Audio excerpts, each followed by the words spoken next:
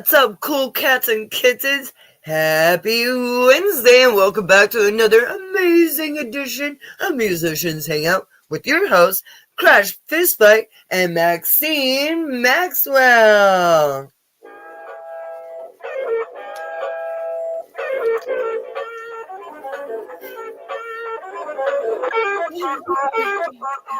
Happy Wednesday, everybody. What's up, Crash? I'm good. How are you, friend? Oh, man, this daylight savings is kicking my ass, dude. Oh, I'm so done with it already. Oh, man. But what's making it better? This right here. Oh, Today's show. Oh, my goodness. Wednesdays. Some of my favorite days. That makes no sense. One of my favorite days. One of my favorite. Well, I mean, I can't even talk we right can have more than one favorite day. Oh, well, that's true. So that would make it some right? days. Some of my favorite days. Oh, yes. Oh, wow. And we've got so many amazing things happening in the next month. Oh, my God. We're going to have so much fun. We've been invited on other shows. We are connecting with international bands. I mean, we've got so much to share with you in a couple weeks, you guys. It's going to blow you away. Yes. And I do want to kind of plug at the end of the show. I do have a show this Friday, so I want to let all you cats know where it's at. I'll do it at the end of the show. Oh, fine. So you guys got to keep listening so you know where to catch Crash. Exactly. Weekend. All right. So we have a very special guest that we haven't had on the show in a few years, and he is returning, and I'm so excited to visit with him again. Oh my gosh, one of our dear friends. And I'll go over our mission statement and then we'll bring him up to the stage. All right, our mission statement here on Musicians Hangout is to be part of a revolution to create friendships with other artists and build a community network to save music. Yeah. All right, so we continue to save this music by building our community, and we've got Thomas in the house. Oh, sorry. It's okay. Thomas is in there. Hello, Thomas. Thanks for joining us. Thanks. Well, and you got a whole new project that you launched. You launched it last year, right? So technically, it's been an evolution. This is a rebranding from a project I started. That's right. A very long time ago. Yeah. It was originally called Seraphim. Yes, Seraphim. Yeah, it was I started it as like a super group idea. I'm originally from Cincinnati, Ohio, but at the time I was living in Huntington, West Virginia. And another Ohio guy. Oh yes, I'm a Buckeye. Love both Star Chili, Grippo barbecue potato chips. Anywhere close to Zanesville? No, Zanesville is north. That's closer to Akron. So Cincinnati is the southwest corner, closer to Kentucky and Indiana. Oh, gotcha. Okay. But it was like this. I'd been in bands in Ohio, Kentucky, and West Virginia, and it was an idea. Man, Ohio has a really fun scene. It does. Honestly, I was back in my early days. It was called Cincy Metal. I was playing in several bands in Cincinnati, and they called it the Cincy Metal music scene. We were all like this huge brotherhood that started from a message board, doing all sorts of cool things. We connected with a lot of really cool people from Cleveland, like Cleveland's music scene. I mean, obviously you've got bands like Mushroom Head and Chimera. Right. Yeah. From that area. I mean, I'm a little bit of a Chimera fan, Tish, I see. Yeah, that's. Shout out to the Chimera drummer who now plays drums for Devil Driver. Oh yeah, they did. Oh yes. Is he he's playing with him again? Like I didn't. I know. Oh, well, I don't know that he quit. No, it was like. So like once Jeff Vokeland kind of left Devil Driver, I kind of. So Devil Driver has a revolving door of musicians, ever since John Berkland. Vokeland. Yeah, well, it's spelled Vokeland, but I found out that it's pronounced Berkland. because Really? Okay. he He is my most favorite drummer on the planet. Oh yeah, and also very talented. A lot of people didn't realize he wrote the majority of the Devil Driver material. Yes, Like, yes, he and then did. when he left, I remember you talking about that. you could tell, like, oh, there's a little bit of a That's change to why it. when I say when he left, I kind of lost my luster for Devil Driver because Yep. he to me made Devil Driver. I mean, Yeah. shout out to Dez. Dez is amazing, and all the other musicians that like you said, there's a revolving door of musicians. Like that is not the original bass player. That's definitely not the original guitar player. And Yeah. so, The but once only John original member left, like John was kind of the back. He was the backbone. Oh yeah, he was. Like if you look at a lot of the behind the scenes stuff, like he was writing so much music. Yeah, and I loved every time I went to a Devil Driver show and I was watching. He sets his own drums up. He doesn't have a drum tech. Huh? Really?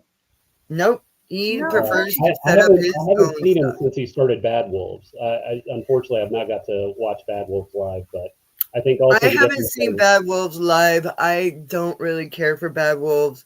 Really? I just feel like John is not living up to his potential like he was with Devil Driver. Well, but here's the thing though, John's doing what he loves. Like, so true.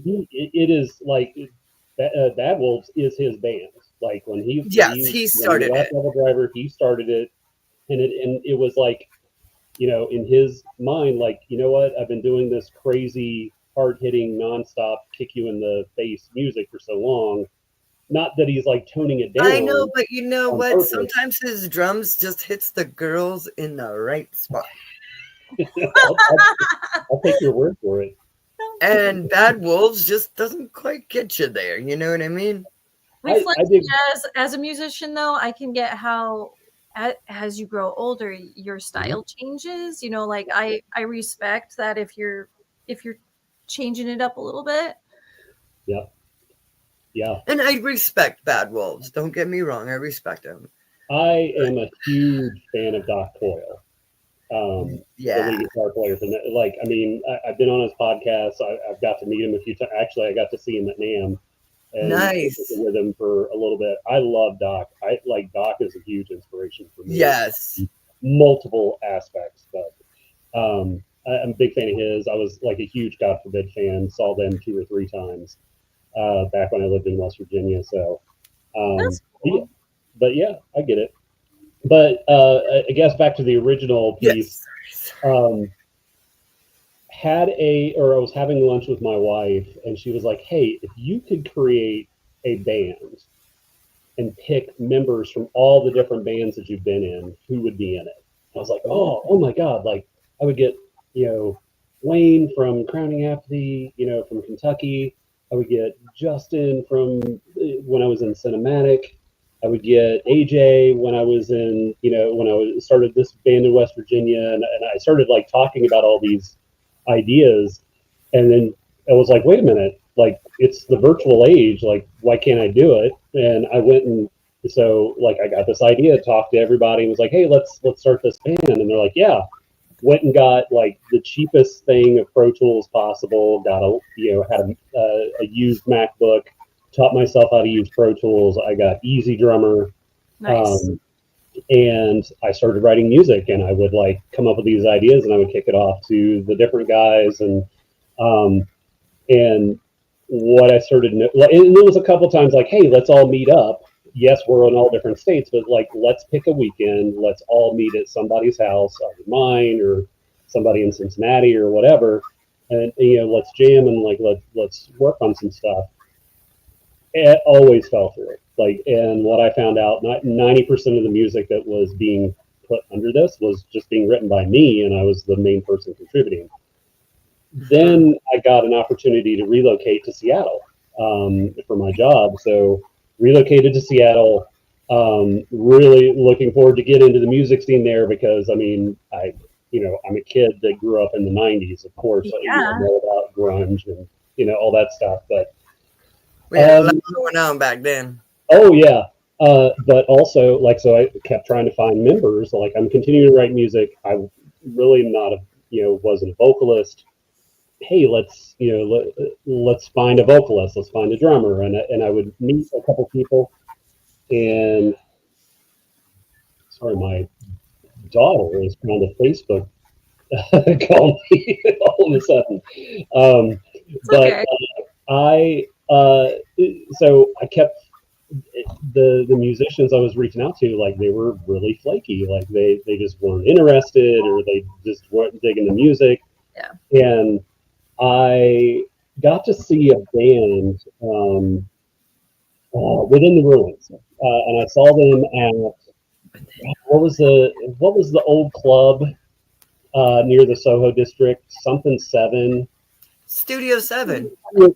Yeah, so I saw Within the Ruins of Studio 7.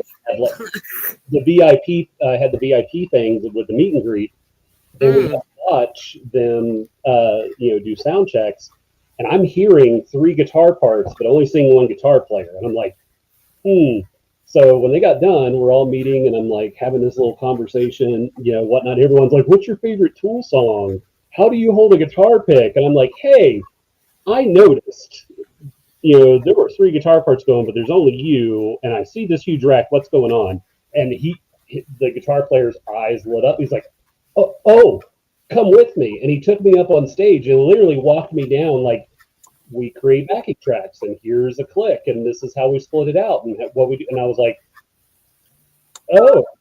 So I went home and I created backing tracks, and I booked a show, and it was all instrumental, just me playing guitar to my own music. Oh, that's cool. So that was fun. And then I met Richard, and we started Fleisch Creek. That's right. I put Seraphim on the back burner, and we moved to LA, whatever. And last year, I left Fleisch Creek and decided I'm going to pick Seraphim back up. And I was talking to my entertainment attorney, and I was telling him about the project, and he's like, "What's the name of it?" And I was like, "Seraphim." He's like, "Yeah, you have to change the name." And I'm like, "Why?" Right. And he's like, "Well, isn't there already a band called that?" I was like, "Well, there's a band called The Seraphim, but I spell it differently." He goes, "It doesn't matter. You're gonna have to change the name." Oh. So, well, while I'm in the middle of trying to change the name, and I'm like trying to figure out the strategy of, like, because I didn't want it to be instrumental, I decided, you know what, I'm gonna do vocals. And so our bass player from Fleisch Creek, which you may know, his name's Zero. He used to be in Dead Animal Assembly Plant. Zero. So I was like, "Hey, dude, you want to play guitar? You want to switch from bass to guitar to this?" And he's like, "Fuck yeah, let's do it." Yes. So Zero is playing guitar, which he moved to. So I was in Seattle, moved to LA during the Fleisch Creek era, then moved to Las Vegas because the cost of living in LA is stupid. And yeah, I'm in Las Vegas now. You're in Vegas, okay. Wow. Like, it's like LA living, but Midwest cost of living. Yeah, you're 4 hours from LA. You're 2 hours from the Grand Canyon. You're 5 hours from Phoenix. And you can, and literally, like, when we were moving here, we're with a real estate agent, like, trying to find rentals and whatnot. And he's like, "Well, we're about to hit some traffic." And we're like, "Okay, when?" And he's like, "Well, right now." I was like, "Dude, you're doing 70. He goes, "Yeah, but it's really crap." I'm like, "You're doing 70. It's not rush hour, dude." Like, yeah, like in LA, you could not get anywhere in LA in under an hour. And I mean, you ladies know, in Seattle traffic is horrible. It's like that now. Like, it's so bad now. It's like so bad. I hated, like, the 2 things I hated about Seattle. Well, half of the year I hated the weather. Only 2? Well, and then the other half of the year was great, so long as Canada and California wasn't on fire. They weren't on fire. Summer is amazing. But the cost of living was really expensive and traffic really sucked. And I was like, oh, this is bad. So what do? I moved to Los Angeles, where the weather's way better, cost of living way worse, traffic way worse. So, I don't know about that. I always thought that LA traffic and Seattle traffic were pretty neck and neck. So yes and no. I would At least in LA, you're kind of doing almost 50. What LA are you talking about? Well, maybe back when I lived in. Yeah, so when I first moved to LA was right at the beginning of the shutdown, like the pandemic shutdown. Like I literally was in my Jeep on my way to. I rented a bungalow. It used to be Charlie Chaplin's estate. But like it was. Well, I found a deal on Airbnb, and I got to stay in like this place. It was literally the same cost as living in a hotel. Oh, so yeah. Like, all right, so I'm going to stay here, the same cost as a hotel for a month and a half because my wife and all of her, like she was still in Seattle, had some stuff to do with her work. I go down there and like, hey, Thomas, go look at these 10 properties. And literally I could go from the south end of LA, the north end, the west end, like the whole 9 yards. I went and looked at like 15 houses in 3 hours. Wow. Once that stopped, and they started. I mean, that's kind of impressive. That is. Oh yeah, like traffic was nothing. But you could see the mountains. But like, going from like Rancho Cucamonga to like downtown LA, well, it was only 45 minutes, and that was with like heavy traffic. It was still only 45 minutes. Yeah. Well, after everything opened up and started like return, so I lived in the Valley. Which and the office that I worked at was in West Hollywood, and it's only like maybe 20 miles. I literally had but it's fucking West Hollywood. Yeah, if I had to leave between 6:20 and 6:40 in the morning, my commute would be only about 45 minutes. If I left at 6:41. It would take me an hour and a half to 2 hours. Like, see, and that's my shift at work doesn't start till 7 a.m. I'm up out the door at 4 a.m. because I live in Lake Stevens, but I work in Georgetown, Seattle. Ooh. Traffic is a breeze. It still takes an hour, no matter what. No traffic, it still just takes an hour to get there. Yeah. So I'm there at like 5 a.m. and everybody's like, well, what do you do? I climb in my back seat and I take a little nappy poo. No joke. I have blankets and pillows in my back seat and I take a little nap until it's time to go to work. Because I'm smart. Now, if I left at 5 a.m., I probably wouldn't be there till 9 a.m. Right? You'd be in traffic. Yeah. Yes. Yep. Like, it's just ridiculous. Like, 15 minutes actually equals an hour. Yep. Yeah, it's ridiculous. But so Seattle, you can literally get from any point in Seattle. Like I live in the southwest corner in Mountain's Edge. I could go to the far north side, 40 minutes. Whoa. And yeah, like I can literally get anywhere in Vegas. Nice. Usually 30 minutes or less. Yeah. Great. That's really cool, dude. Yeah, and there's tons of stuff to do here. Like there is. It's even better for locals. Like all you got to do, like the parking and all that stuff. Like all you got to do is show your driver's license, and you get discounts. You get free parking. You get all this stuff. So I love Vegas. That's awesome. It's literally, I think I found the forever home. Well, good. Well, I mean, I'm glad, but boo for Seattle because we lost a musician, just all around awesome dude. I love coming back up to Seattle for shows. Like I'm. So you definitely have to play to Mirkwood again. Wink, wink. Oh yeah, all the Mirkwood. Oh my god. Nice. The I last still show have that video. Oh yeah. Oh when I opened for DK0. Oh no, Mirkwood's. That's the one. That's the one in Arlington when you were downstairs and that guy was playing pool and he was not looking at you. Oh, you were there at that show? Mm. Oh, that was amazing. That was like the point where that was, even though it was one of the shittiest shows I got booked for, I got double booked. Literally, That's because it's the fucking Mirkwood. I'm sorry. I love the Mirkwood. Shout out to Heather. But girl, you double book way too much, yo.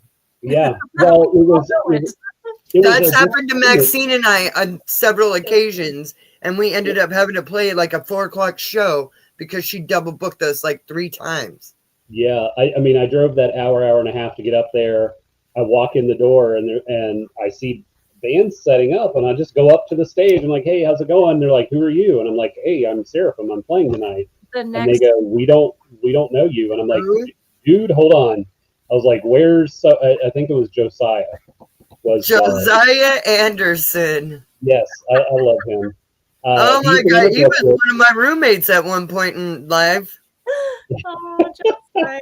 Yeah. So I found him. Guess where we picked him up? Where? At the Mirkwood. Yep. I played the show that night. Oh, I believe it.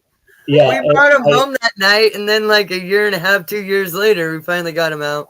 Oh. Yeah. So for those that don't know about this type of situation and what Crash was talking about, so as I said, it was literally just me, my backing tracks, like, I'm bringing my rig and I'm doing this thing. I show up, and I don't think it's like, so they double booked it. Like the owner booked a show, but they said I had it, and I booked a show last time I canceled, but they offered to do the basement. I'm like, what? And I go downstairs and I see the stage, and it's literally like you see that meme where like 4 band members are standing in a corner, and they're like, "This is the stage." It's like a little tap dancing area of like 4 little. It's about the size of a computer desk. Yes. And like, hey, we've got a Spencer's disco light, and they're bringing a sound guy. I was like, all right. Oh my God. So I'm sitting there, and I'm sound guy to do what exactly? Because I mean, set up the PA for you, I guess. Yeah, they had an extra PA for downstairs. They set up some speakers or whatever. So he came and he did sound for the downstairs basement. Was it the neighbor next door? Probably. It was a he does sound quite often. I remember I let him borrow some Gaffer's tape because he needed some, and it was like, I thought you were going to say gas low on speaker cables and XLR cables that literally it was so tight that you had to watch out for the cable going from the PA system to the stage. And I was like, okay, I got to stay on this side of the room, and I'm giving it. It was interesting. So I'm playing, and there's a pool table down there, and there's this dude and this lady that they're getting ready to play pool. Now, mind you, I set this up and I was pissed. I was like, this is ridiculous. Yeah. But I was like, you know what? I'm here. I'm gonna make the fucking most of it.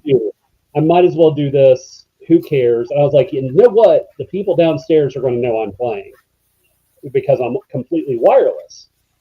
So I was like, I'm gonna mess with some people. What are they going to do? Kick me out? Shut me out? Okay, fine.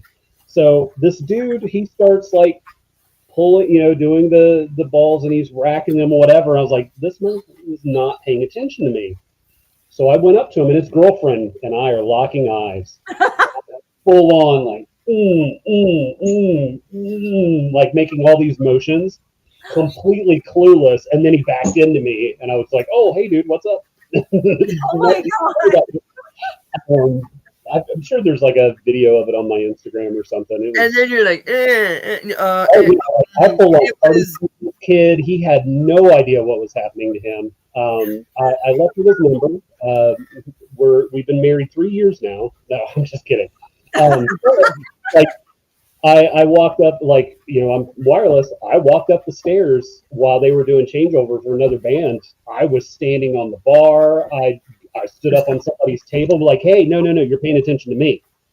And they're like, what's going on? Like, I didn't care. What are they going to do? Kick me out? Whatever. Yeah. And then the Mirkwood did it again. Of course. They didn't do it. Josiah did like a big festival thing where they were upstairs and downstairs. Oh, okay. Yeah. He put me downstairs, Probably because I handled myself so well the first time. He's like, no, I'm going to do that. And you remember the Resurrect crew, like the girl dance, go-go Yes, dance? yes, Like that? yes, yes. I know. So he brought them.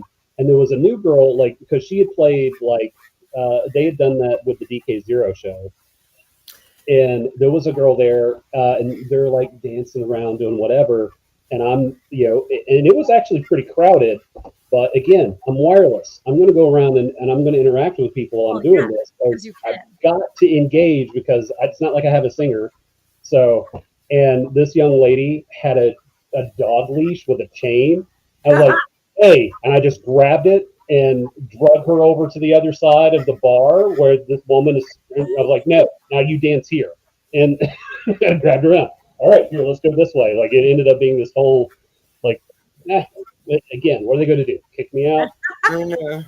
And actually, like one of the girls that Josiah was dating at that point she was one of those dancing girls. Oh, okay. Yeah. That makes sense. Yeah. I still talk with I chat and interact with a couple of them. The last They're one, nice girls. They're good girls. Yeah, Vanessa. Yeah. To hang out at Neotropolis a few years ago. Nice. Sweet girl. And I follow a bunch of the others and whatnot. But yeah, Vanessa, like I dig her. She's great. Yeah. Cool. What other questions? What kind of shit is Seraphim doing now? Oh no, it's not even Seraphim. It's EISTIBVS. EISTIBVS. Yes. So EISTIBVS now. I've taken and reworked a bunch of the old Seraphim songs because I wrote them instrumentally. Now I'm like recomposing them to fit vocals. And we've got Eric. I have a show booked the middle of April, so April 18th, the live debut of EISTIBVS. Nice. We're playing at Backstage Bar and Billiards in Fremont in Las Vegas. First live show ever. So I was one of those things like, if I'm going to do this, I need to like put a hard deadline on something that's going to push me, or I'll just keep kicking the can. So I did that. The main drummer that I had pinned for this band, he's dealing with some family issues, and he's like, I'm not available. Well, in the middle of that, I met a drummer who also is getting into music production and is building his own studio and all of that stuff. So his name is AJ De Jesus. He's in a band called Requiem Corps. They're kind of a newer band. Definitely, the music I heard, if I was to, I would almost say it's like melodic, not melodic deathcore, melodic something like that. Like it's pretty heavy, it's very. I want to say it's fully progressive, but it's very technical. Rude's a hell of a drummer. Like he's. And so he and I. See, I love those technical drummers, and I think that's why I always have so many drums and always try to like really. Yeah. I don't know. I try to do that too. Is this you just said rock? Oh yeah, that's it. That's him right there. So there you go. Yeah. Speak of the devil. Yeah, that is the gentleman working on stuff. So I connected with him through a mutual friend, musician here in Vegas, and we talked a little bit about this before the show, but I also do a lot of music business related development and management, and so kind of been connecting with them on like strategies to kind of network and help build that, like, hey, I can refer bands to him and stuff like that. And he and I like got to talking, and I was like, hey man, I'm working on these things, so I started, and I asked him like, hey, are you able to do this? And at first he's like, I don't think I can. It's like, okay, well, I started sending him the songs I wanted him to work on, and then I sent him the set, and he's like, oh no, this is actually pretty fun. Like, this sounds like it'd be cool. I think I'm going to do this. I'm like, yes. Perfect. Nice. And found a bass player. We haven't met in person yet. Well, actually, we have. We had mutual friends who were helping. They were like opening a venue, and he and I met to kind of be the muscle to move stuff around and whatnot. So I was like, and then we connected on a forum on Facebook, like, hey, I'm looking for a bass player. This is kind of the sound. He's one of the people. His name is Mark. And then so he and I started talking. I was like, dude, you look, wait a minute, didn't we? And he's like, yeah. I was like, okay, cool. So kind of have that going. And so that's like the live side of things. Everything from there, though, like, honestly, so in my time with Fleisch Creek, I learned a crap ton about the music industry. But also, being in the tech realm for almost 20 years, I was, I was a people manager. I've managed particular spaces within, like, I used to work at Amazon and I used to work at Tinder. So like, I know some of the business strategies around like goal setting and vision statements and building long-term strategies and stuff like that. Right. And so I'm applying that. I applied that to Fleisch Creek, and we started doing pretty well. And then after I left Fleisch Creek, decided to do it again with EISTIBVS, but it'd be like, this is me. This is what I'm doing. My vision, my strategy. So kind of the short term of what I'm looking to do is, I am planning to release an album, but only in physical format. But I'm going to start releasing singles on streaming platforms from that album over the span of every 4 to 6 weeks. Ooh, I like that. Kind of building that so that way, and again, this is an experiment. I'm not going to say like this is a tried and true, like you should do this. No, I love that you just said that. This is an experiment. Yeah, exactly. But I'm going to do it in a way that's like, my reasoning for doing this is, you have to have something streaming out there in order to get all the establishments and to start, I'm not Tool. I can't hold off on Spotify for 20 years. Yeah.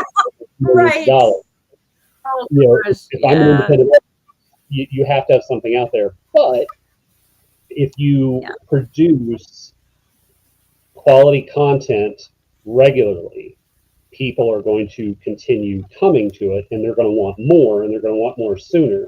And so your diehard fans, you're going to turn these people that are proper super fans, they want to hear that album. They're going to go spend the $10, $15 for the CD. They're going to spend the $40 for the vinyl and get that. So one, they have something to commemorate, but they can go and listen to it and hear it now and be ahead of everybody else, instead of waiting the period for, here's the next release.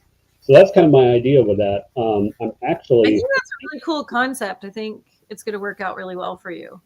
But I think so. Works. Yeah. My hypothesis is it's going to work well. Yeah. We'll see what happens.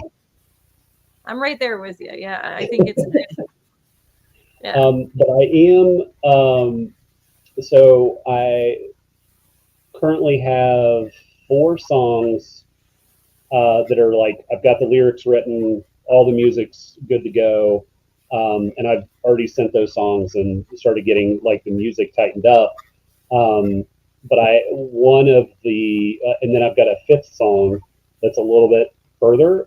So it was one of my original ideas with Seraphim was I would stay an instrumental, but I would have a lot of guest vocalists come in. Right. Oddly enough, one of the people that was originally pegged for Seraphim as a singer, his name is Jason Miller. He had an industrial band in Kentucky called Bolt or Bolt Army. Like it evolved and rebranded. Back in the MySpace days, he was the top industrial artist in the state of Kentucky before MySpace went away. Never played a show live.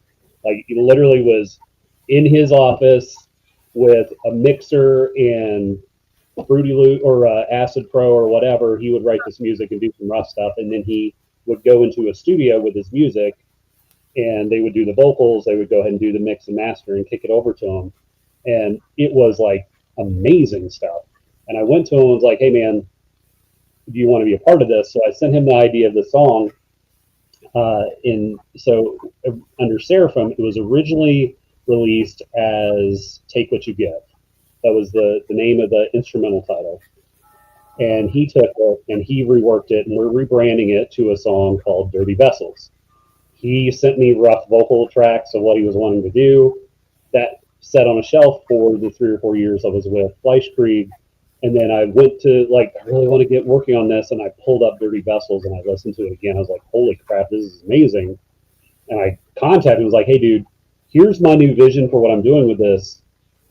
Can I use these lyrics, but me do the vocals for it? He's like, dude, it's yours. Do whatever you want.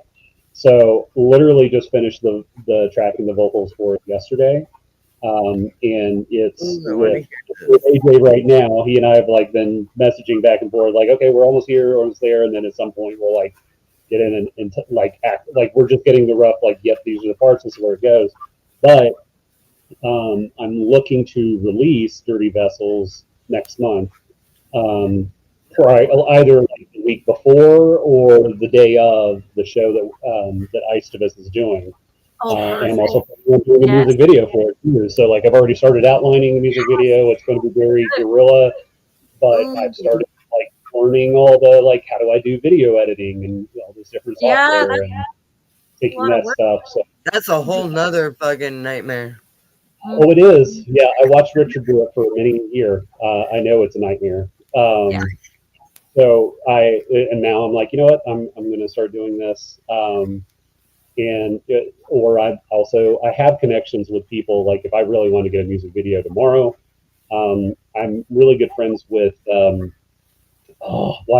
Vicente, who he does a music video for Ministry. Lions at the Gate, Wednesday 13th. I actually got to be in a Lions at the Gate music video because of Vicente. So like I forget the name of the song, but it's the video where they're like in a church and there's like some people walking around in choir robes, but they've got like one of those people walking in. Got to shoot that in LA. It was fun. Scum Love, like I don't know if you're familiar with Scum Love, but you should be. Like Scum Love has been around since the 90s, and Scum is the singer.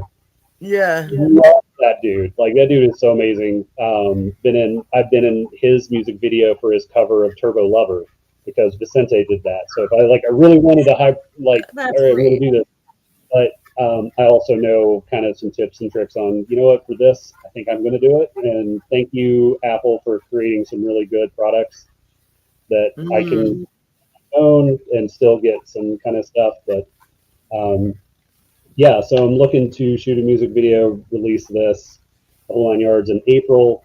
And then hopefully by that point, like I'm farther along in the production side of things. I have a list of about 10 songs from the Seraphim stuff that I'm halfway through reworking. And I've got lyrics for about half of them, and it's just the other thing is I've never been a trained vocalist. Like I did it when I was in school. I've been doing this cross thing. I've been doing the work there. Like that was mind blowing. I started it by going to karaoke. Like we found this. I don't know if you've ever. It's like any instrument, you just have to practice. I don't know if you're familiar with the video game Fallout. Yes, we're literally playing Fallout 2 right now. Oh, that's awesome. You know Pioneer? So the saloon that's outside of Las Vegas in Fallout, that's where we go do karaoke. That's hilarious. Saloon, it is about 40 minutes outside of where we are. It is in the middle of nowhere. And it's called Pioneer Saloon. It opened up in 1913. And like the stories that are in there, like literally there's a place where you can see bullet holes in the wall where like they were having a card game and this dude was caught cheating and pissed him off, and they gunned him down right there and let him lay on the floor for like 12 hours back in the 1920s. And they've got like a little plaque. It's like, yep, you see these bullet holes? Dead dude. And but anyway, so we've That's something to be proud of, Vegas. I'm sorry? I said that's something to be proud of, Vegas. Yeah, well, you know, it was, and it technically is pre-Vegas. Like Vegas didn't really start and happen until like the 40s. Yeah.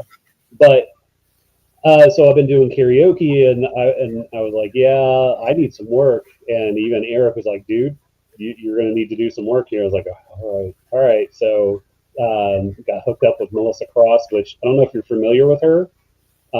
So she is like the vocal coach for all the metal stars: Randy Bly, Tommy Vex, Jesse Leach, Ronnie Radke, whatever. Like, so she like just David Draymond from Disturbed.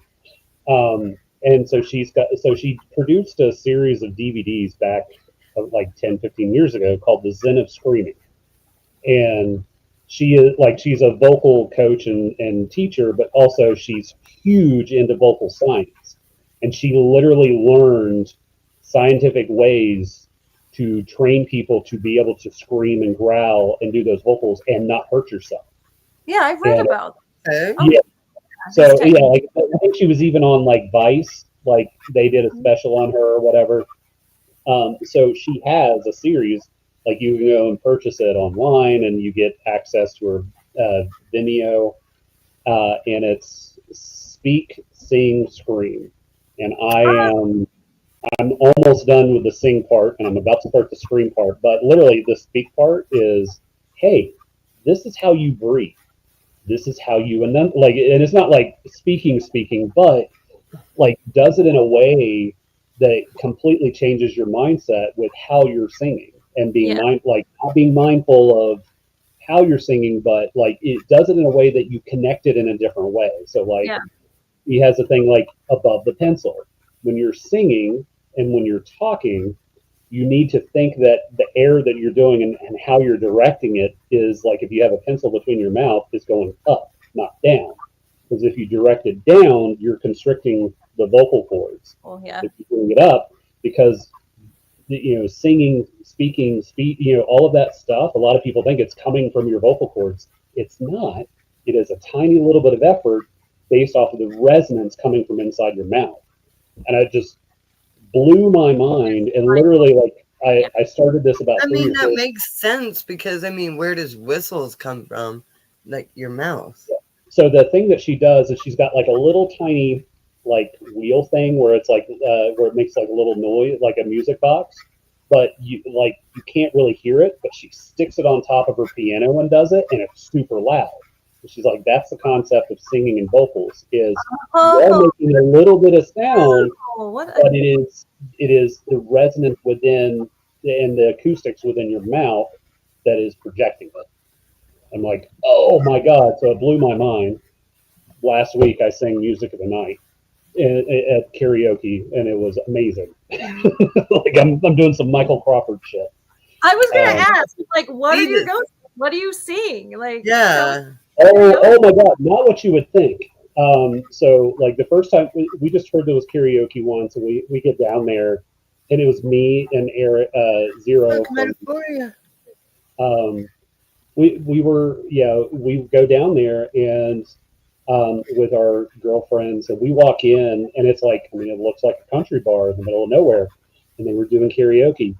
They took one look at us, and we were like, oh crap, like we're makeup, the whole garb, like, we're here to sing some tunes, guys. And this one dude, he was like, they all were like, you guys are definitely in a band, aren't you? We're like, yeah. And we're like, oh, you're gonna do some like heavy shit, right? Like you're gonna do some like you're gonna fuck shit right? up. And I'm like, you're gonna do some Metallica, right? And I'm like, I don't know. But no, so it's a revolving door of things. One thing I do love to do is Tenacious D. Yes. Oh my And gosh! Sorry, which song? I will close the night, but I also make it interactive. Like, Wait, it's which song? Fuck Her Gently. Yes. So, Sorry, and we've got I wireless kind of microphones. disconnected once We you were said there Tenacious one week, D. and there was this husband, wife, and daughter. Luckily, the daughter was over 21, but they're there, and they're just having a nice little friendly, dinner and a couple of drinks, just like hanging out, whatever. And well, so all right, so here's the table. The husband is here, the daughter's here, the wife's here. Nobody there. Oh So God! the song, and I was like, this song is for the ladies. And I sat down right next to this dude's wife, and I start singing to this dude's wife. And I'm singing to him about all the things that you should be doing to your wife It would be appropriately. your wife. And then and I'm like, she's leaning in, she's giving me a kiss on the cheek, whatever. And then when it comes time for the climax, but then I'm going to, I get up, go behind the husband, grab him in the back of the head, bent him over, and was dry humping him while starting out the hard part. So It's almost like a remake of the Mirkwood all over again. oh yeah, exactly. So and that's what we do. But I also, I've done. I did Britney Spears' "Toxic" horribly. What? Yeah, I did Chris Isaac's "Wicked Game." Oh, I wish I could have heard that one. Fuck But yes! It's hard to get his fucking. I surprised my wife about a month ago, and she had a song that it was just in her head, and she had to get it out, and she kept playing it. And I'm like, oh my God. And then she went away, like she went to go run some errands, and I pulled up that song, and I practiced it, and it was Lionel Richie's version of Lady. Ooh. And I changed, my wife's name is Holly, and I changed it, instead of saying Lady, I would say Holly. Oh. Long, and just like doing that stuff, and she of course melded. But yeah, then I did the Michael Crawford Phantom of the Opera Music of the Night. Sometimes I've done some George Michael. Like I usually try to do something different. My go-to is usually Pearl Jam, because for some reason Eddie and I have a similar register with that stuff. Like Jeremy, Cool. I correct it with Jeremy, but it's just I'm still working on the aggressive stuff. Like I can do it, but when I do it, I can definitely tell I'm doing it wrong. Not just because of what's coming out, but how I feel when I'm done.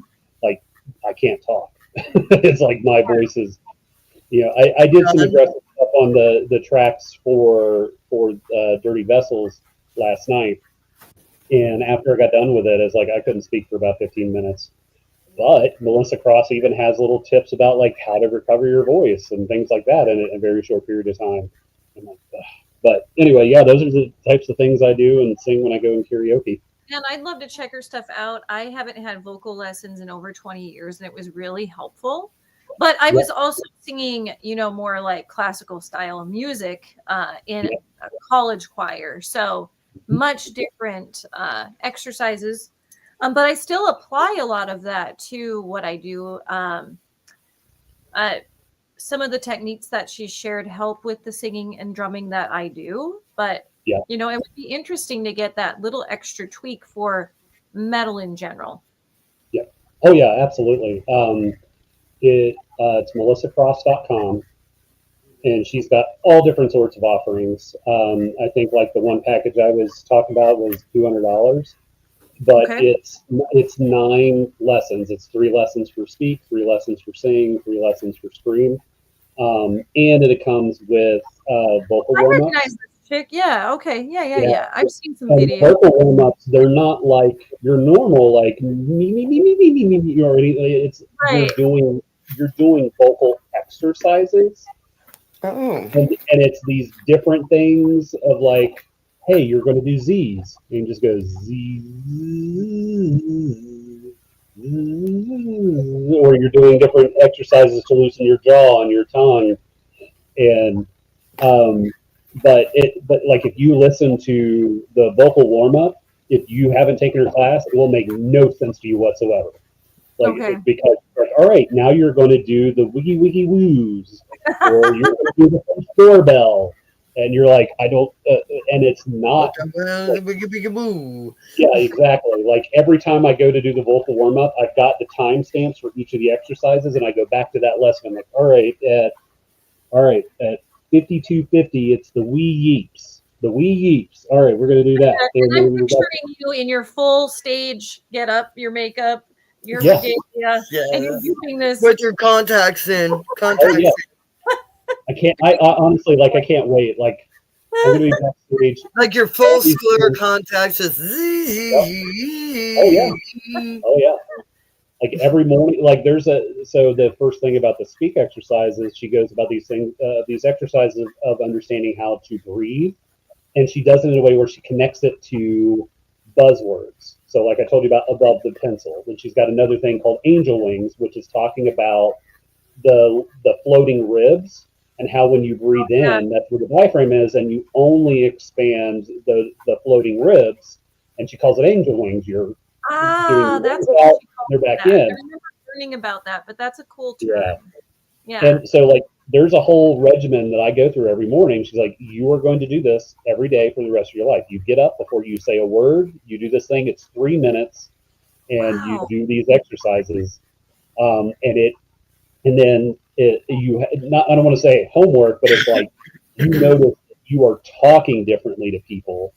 Like you will be louder and projecting based off of these exercises. And what it is she does these techniques where it becomes second nature, where you're not on stage thinking about like, okay, I got to expand my ribs and I got to do this and I got to make sure my it's just second nature. I love that. Yes. Yeah, I highly encourage it. I've been a fan like of her muscle memory. Yeah, exactly. That's what it is. It's muscle memory. You're working on it. And I love it. Like it's one of the coolest things and coolest investments someone ever got for me. You gotta check this out. Yeah, pretty cool. MelissaCross.com. Love her. I got it. I'm looking her up. I recognize her, so I've seen some videos or clips with her, before and read some of her stuff. So yeah, I will check it out because that sounds really cool. We've got a few more minutes left, and I wanted to hear about. You mentioned you started your own company after you had been more involved in higher levels of the music industry, and I wanted you to just speak to that and why you started to launch your own. Is it a media company? It's so it's called management. So it's called Darkstream Music Management. Darkstreammusicmanagement.com. On all the socials. So yeah, a little bit about that. So during the Fleisch Creek days, like I said, I was managing most of the behind the scenes strategic, effort of all this stuff related to Fleisch Creek, and was really looking forward to get a manager because I wanted to understand the music industry. Like I've been in the tech industry for 17, 18 years, and I knew a lot about strategy and goal setting and really pushing yourselves forward. And so I was really excited when we got approached by a manager. He's got a lot of credentials, a lot of connections, and and even before we signed with him, I reached out to a couple people that he worked with. They're like, yep, he's amazing. Absolutely, go with him. And so I was looking for basically an in and kind of a mentor.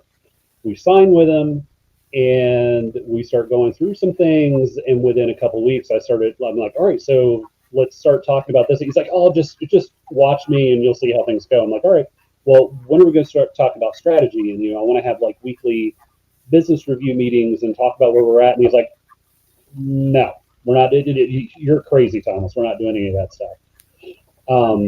Further along as we went, and we started like working with and negotiating things with like PR companies and producers and booking agents, and I'm like, so where's the paperwork? Where's the agreements? And he's like, oh, Thomas, you're getting in the way. Like, don't worry about that stuff. By the way, I need so many $1,000s for us to go get on this thing. And I'm like, Oh, okay. Oh yeah. Like, yeah, it was ridiculous. I'm not going to give you any money until I have pieces of paper in front of I me. will. It's some sort of contract outlining everything that this money is going to. And well, exactly. And I started getting lines between that stuff. We got to, and then we got hooked up with Mushroom Head. So we got, we negotiate, we bought on, like, people, if those aren't aware, a buy on is when you give so much money to an act or a tour package to be a support act on that tour. Get paid nothing. no, that tour. Like, you just get to be on the tour and get to be on the tour. Yep. And how artists make money on those tours is merch. Mm-hmm. And things like that. And like, so we got hooked up with that. And I got to, met the tour manager and from Mushroom Head, met Skinny, talked with them over the phone, talked about things. And they're like, this is going to be like this is like the perfect type of band and tour to get onboarded into what it's like to be a support act and stuff like that. I'm like, great, perfect. So we go and do that, and it's true. Like, I was learning so much just hanging out with them. We did the deposit, and then right after we did the deposit, I get a call like, "Hey, we need an extra $500 for AdMat." I'm like, "What do you mean?" He's like, "If you don't give $500, you're not going to be on the tour poster, and they're not going to put you on this." I'm like, oh, "Okay, there's another $500." And we go and do this thing. We go on tour. Fleischkrieg, and I'll say this. I don't have the hard evidence. I only have hearsay and what I observed while I was on the tour. Fleischkrieg was the highest grossing support act on that tour. That's awesome. I believe it. You guys. I believe that. Very talented. And it was a pretty, it was great. The tour was amazing, meeting the Mushroom Head guys, connecting with some of those bands, but and a lot of that was because of strategies I put in place. I was like, these are the types of items we're going to have available. When we are done with our set, Richard, your job is to say, at the end, I'm going to be at the merch booth. I will see you there. And you get off the stage, you go to the merch booth, we'll take care of everything else, and we'll meet you there later. And well, he's the vocalist. What does he have to unpack? Yeah, perfect. Oh, trust me, there's plenty of lifting that can be done. Oh, no, you are absolutely true on that. Being a drummer, there is absolutely a lot of shit that the vocalist could fucking totally help out on. But you know what? If, just go to the merch booth. We got this. Exactly. Well, and that's the thing. That's one of the first strategies. You always tell the crowd, I'm going to be at the merch booth. You are the front man. You go and do this. We're second fiddle. We know that. We'll come behind and we'll do autographs and pictures. Our average was around 500 a night. Hell yeah. Nice. There was a couple where we only did like 300. All the Ohio shows, 4 figures. Like Ohio. Oh, I imagine so. Yeah. Fucking Ohio. Oh yeah, Ohio crushed it. I loved it. Dude, big shout out to Ohio and our fucking Ohio peoples. Yes. Way to represent, guys. Yeah, Cincinnati was huge for me because I'm a Cincinnati boy. I played Bogart's opening from one of my favorite bands of all time that I first saw at Bogart's. So anyway, we get off that tour, and by the end of it, there's some things, basically, I wasn't feeling Fleischkrieg anymore. Also, I was done with the manager. We spent thousands and thousands and thousands of dollars, and he kept on we're feeding money into this thing and that thing, and after a while, I really I didn't trust it, and I saw so many predators throughout this, and so many horrible practices, even the venues, where I'm having literally, this is the only money that's going to put gas into the RV to get us to the next state, Right. and you're coming with your hand out for 15% of what I just brought, like that type of shit, like, it really pisses me off. Like, Yeah. And I started noticing, like, literally the only thing keeping me back from doing that, well, and also, like, I noticed a lot of bands that I was friends with, and also, like, a lot of people, they have this mentality of local bands versus national acts. That's bullshit. They just put labels on it. It's literally the difference between amateur and professional. And professional bands, they see the amateur bands, and yeah, they'll poke fun or do whatever. But so a couple months after this, I'm having a conversation with a friend of mine who saw me at the show in Cincinnati, and he was like, "Hey, I've got this new song I just put out. Like, I would really like some feedback." And I was like, "I'll do it." And I listened, and I was like, "So tell me," like, I set him down, like, "So before I give my honest opinion, give me the background on this band. Like, what's your vision? What are you trying to do? Blah blah blah." And now this guy, I've known him for 20 plus years, can kill me on any instrument, can outsing me. And he's just like, eventually we'll play live. I'm like, no. What's your long-term vision? He's like, well, I know we'll never get as big as you going, and going on tour with bands like Mushroom. And I was like, no, dude, that's actually easy. Like, that's the easy part. But, and I started realizing it is because, like, a lot of people don't understand they don't know what they don't know. Right. And a lot of they're just looking at the next step of, like, I see this person, I see that person, and they got really big dreams, but they don't know how to connect one to the other, but they don't know how to really document and visualize what that is. Like, they can have a dream, but the true way to get to I told him, I was like, no, what you need to do is make a vision board. What you want to be. Like, where do you see yourself in 3 to 5 years? Where do you want to be in 3 to 5 years? Work backwards from that. Okay, in order to do this, you have to do that. In order to do that, you have to do this other thing. And you work backwards until you get to present day. And then you start taking the present day and go, you know what? What is the next phase of that? Let's do that, and let's focus 3 months and come up with 1 to 3 really big, hairy, audacious goals, and put data behind it. Like, not just go, oh, we're going to increase our social media following, or we're going to release more music. Like, no. Like, put some hard data. Like, all right, if you want to increase your social media, by what? Like, what's going to be the measurement? Okay, we want to increase it by 50%, or we want to add, 500 followers to this. Okay, now you have a metric. So that's going to be our goal. Now let's figure out strategies and projects to work toward that. And when you do it in that compressed manner, it puts way more attention to it and way more effort. And then at the end of that 3 months, you evaluate. Okay, did we get the extra 500 followers on Instagram? Did we do this? Well, no. Well, what did we learn? What did we do? Like, why did we not get there? Or what was the things that prevented it? Not like, shame, you didn't make it. No, why? What did you learn? And then you take the learning, and then you do the next 3 months and go, let's make bigger, even hairier, audacious goals. Take what we've learned, apply it towards the next goals. Exactly. No, so doing that, perfect sense. Exactly. So doing that, like, that drive, and then having that vision statement that, hey, where do you see yourself?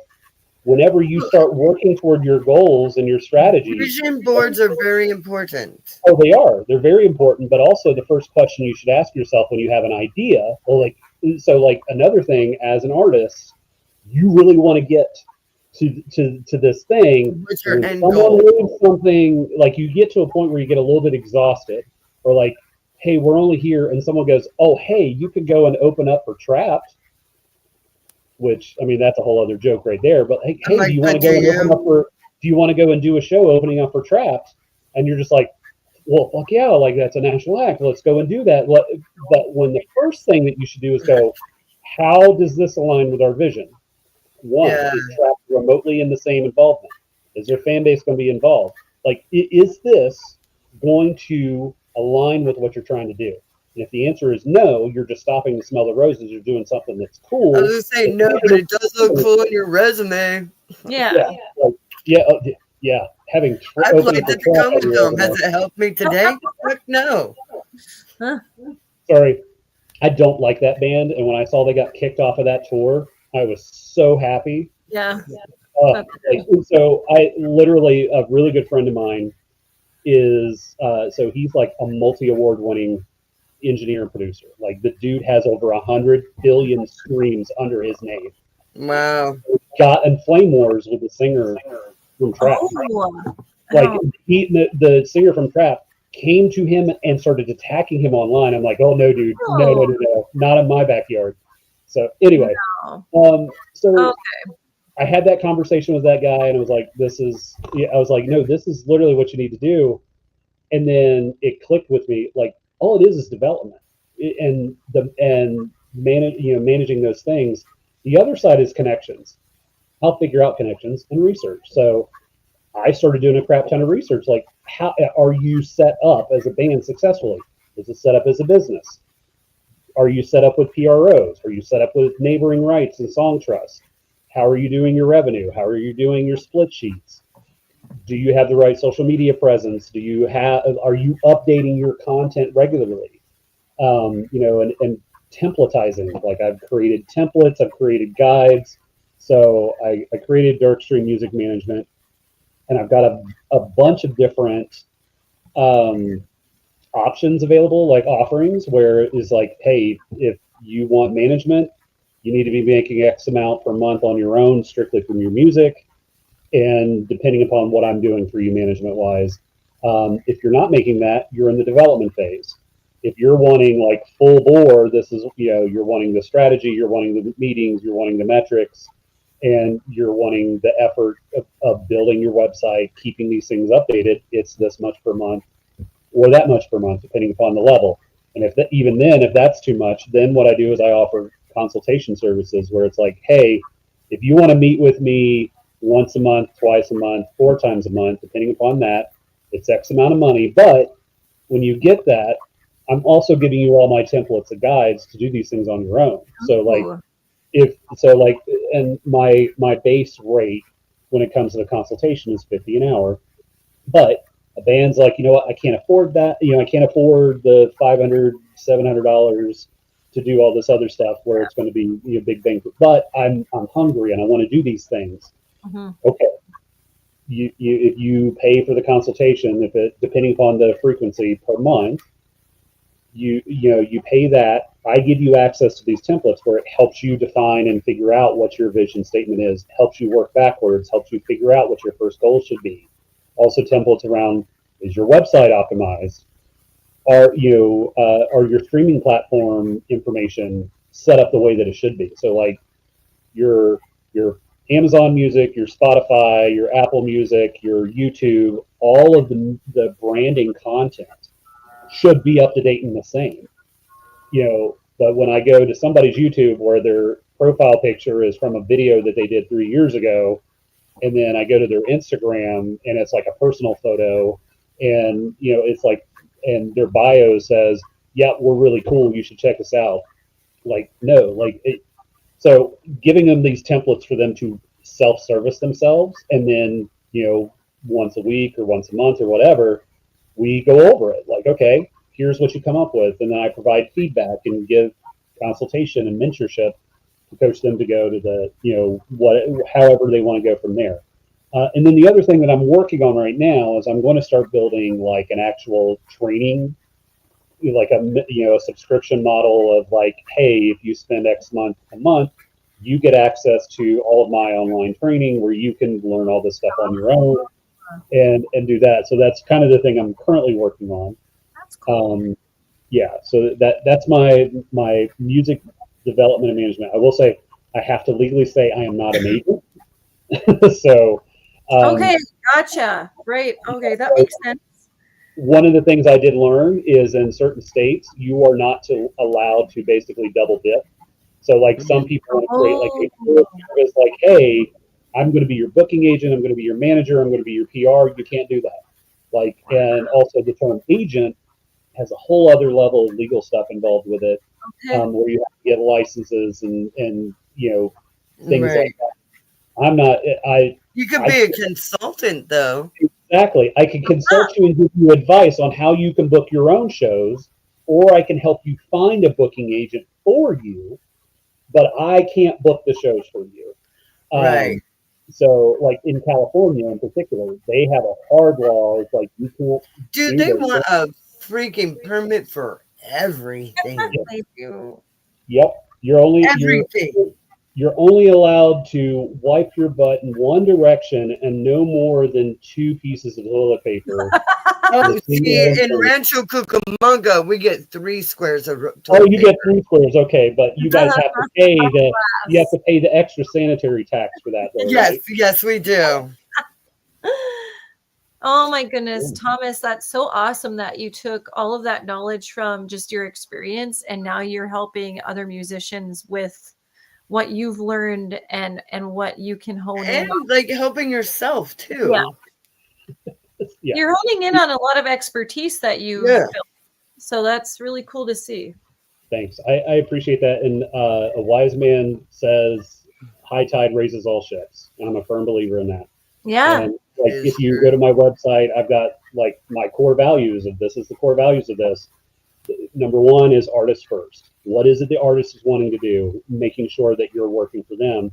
And then the next one's integrity.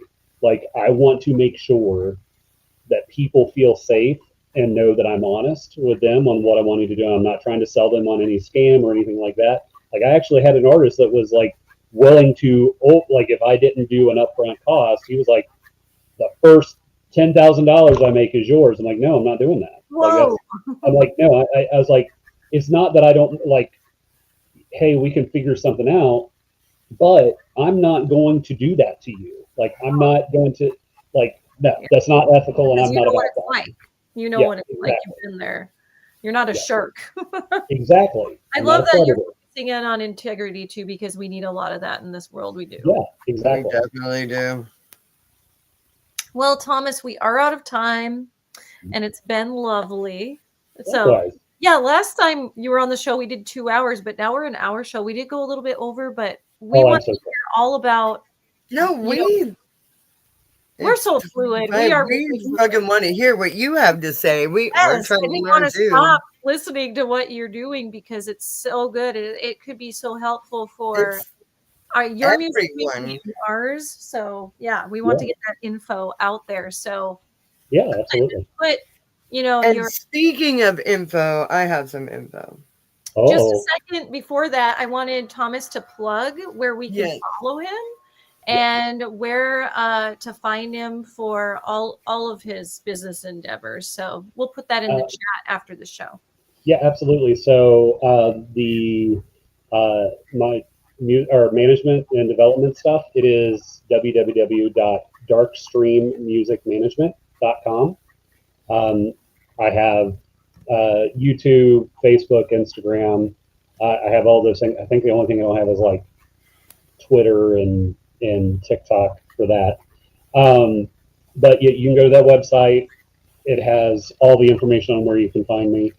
And then for the music, www.EISTIBVS.com, EISTIBVS.com. I was trying to be very cute and do the weird like V instead of a U, be very yeah, and I told you that's like a whole Greek Roman thing. Yeah. Well, but I also kind of like I did it into my I'm all about metrics, and I went to, like I just shared, like, my friends refer to it as EISTIBVS. They give me crap. They want me to get rid of the name. They want me to change it. I'm like, nope, I'm stuck with it. And I was like, I'm going to prove it to you while I could. Okay. I went to local shows, and I literally wrote out the name of the band, and then I also drew the logo. And then I would go to people, like, I'm going to ask you a couple of questions. And then if you don't mind, if you're willing, I'm going to take your information, like your email and your name, and I'll give you, like, whenever I start releasing stuff, I'll give you 10% off or give you $10 off or whatever. Like, yeah, okay. Going around, I was like, can you pronounce this? And some of them was like, EISTIBVS, and I think that, like Maxine, I think you said something similar. And there was like 2 or 3 people like, "Oh, it's EISTIBVS." I'm like, "All right, now do you like it?" And about 60% was like, "Yeah, actually, that kind of sounds cool." And then there was some was like, "It doesn't matter. Like, I'm fine." And then there was a couple was like, "No." I was all right. If you don't like it, I'm going to ask you a follow-up question. Do you like it now with this logo and understanding where it's coming from? And so what I did was I took that too. So EISTIBVS is the archangel of divination. So like can see the future. And what I did was I did the V to make it look like angel wings. And then I put like a little halo with a dot there where it looks like an eye or a halo. Yeah. Okay, I see that. Yeah. Clever. So it's a branding thing. Yes. And then by that point, they're like, "Oh no, that makes sense," and that's great. I think there was one person like, "No, that's stupid," but that's why I did it. Yeah, so that's how you can find me on those 2 places. Yep, and here soon. I don't. So in the process of where this is a rebranding and technically a brand new project, I can't create accounts with the streaming services until I've made my first release, which is why there's going to be a release next month. And then once that happens, you can stay up to date on socials, YouTube. There is a YouTube channel. I'm posting little shorts about like, "Hey, I'm doing my makeup. Be like 1 eye or 2." I'm going to be doing a Q&A I'm going to release later this week. I'm going to be doing some where I'm going to like do my. Nice. Well, that's great. Oh, we lost you. We lost your audio. Lost your audio. No, that's weird. No, now you're muted now. Yeah, unmute. There we go. Okay. Got you back. Yeah, I got a weird little error message. Well, awesome, dude. Yeah, send us what we can help you promote with. And Crash, go ahead and plug where we can find you this weekend, girl. All right. So I am playing a show called The Boots and the Cats. Yes. It is a big show at the View in Lounge in Seattle. I believe it's Belltown. You can get tickets online for $20 or it's $25 at the door. And that is this Friday. The punk bands start at 6 p.m. So it's an early show. Oh, I love that. And then at 10 p.m., the EDM bands start to play. So, cool. Yeah, so it's punk, EDM, metal, just a whole conglomerate of, cats and boots and cats. And oh, that's so cool. You're gonna have a blast. And I've never even heard of The View before, so I'm excited to play it. Awesome. Tell me all about it. Yes. Can't wait to hear about it. Do that. Cool. So, yeah. All right. Well, yes, go check her out if you can, you guys, if you're in the area. And thanks again, Thomas. Moopsie plays at 7:15, so we'll be there early so you can hang out with them before they're set. Wink, wink. I'll be there at 4. Absolutely. Go get her a drink, you guys. All right. Well, we'll see you guys next week. Thanks again for tuning in and joining us. And thanks, Thomas. We had a blast with you. I'll take us out. Let's go.